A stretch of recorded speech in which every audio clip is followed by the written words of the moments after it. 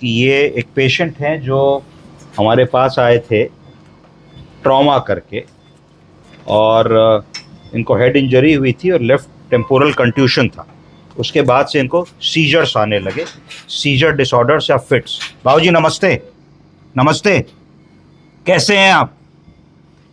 ठीक हैं? जीभ दिखाइए। आ अपना नाम बताइए, कुछ बताइए। हाँ,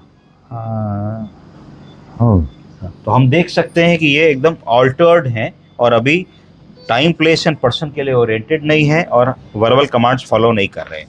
इसलिए नहीं कर रहे हैं क्योंकि जस्ट अभी अभी इनको एक सीजर का बहुत बड़ा बाउट आया था विच लास्टेड अबाउट 46 सेकेंड्स।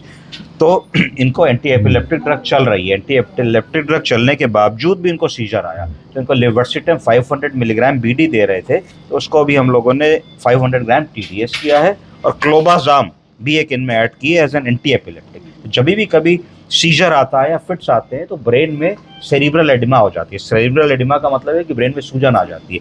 जब ब्रेन में सूजन आ जाती है तो ब्रेन कंप्रेस होता है, और कंप्रेस होता है तो इस तरीके की चीज़ हो जाती है। अब ग्रेजुअली कुछ घंटों के बाद जब सेरिब्रल एडिमा कम होगी, then he will again regain his consciousness and verbally वो कमांड्स को फॉलो करेंगे। तो जस्ट पोस्ट सीजर की सिचुएशन है जो मैंने आपको दिखाई। और कभी भी अगर सीजर आता है तो हम इमरजेंसी में क्या कर सकते हैं, हमें मरीज को उसके बटन अनबटन कर देने, कपड़े ढीले कर देने, करवट से लेटाना है, चेक करना है कोई स्प्रेट ना कर जाए।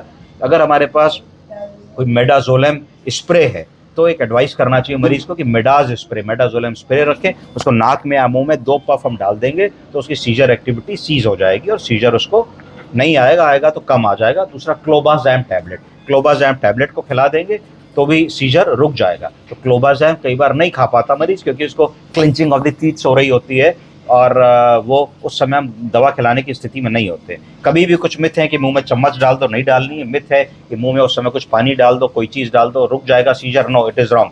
मुंह में कुछ भी नहीं डालना चाहिए, उसको करवट करा लेना है, बटन अनबटन कर देने हैं और मिडाजोलेम का स्प्रे मरीज के पास में रखना है। उसको मुंह नहीं खुल रहा तो नाक में डाल देना है। थोड़ी देर में सीजर फेज आउट हो जाएगा। फिर अपने चिकित्सक से डिस्कस करना है। प्रोबेबली इसके 2 ही कारण बनते हैं। एक कारण बनता है कि मरीज ने झटके की दवा नहीं खाई है, उसकी 1 या 2 डोज मिस हुई है, या फिर उसकी झटके की दवा की रिक्वायरमेंट बढ़ गई है और एक group of AED anti epileptic drug से काम नहीं बन रहा है और हमको दूसरा ग्रुप भी ऐड करने की आवश्यकता है। धन्यवाद।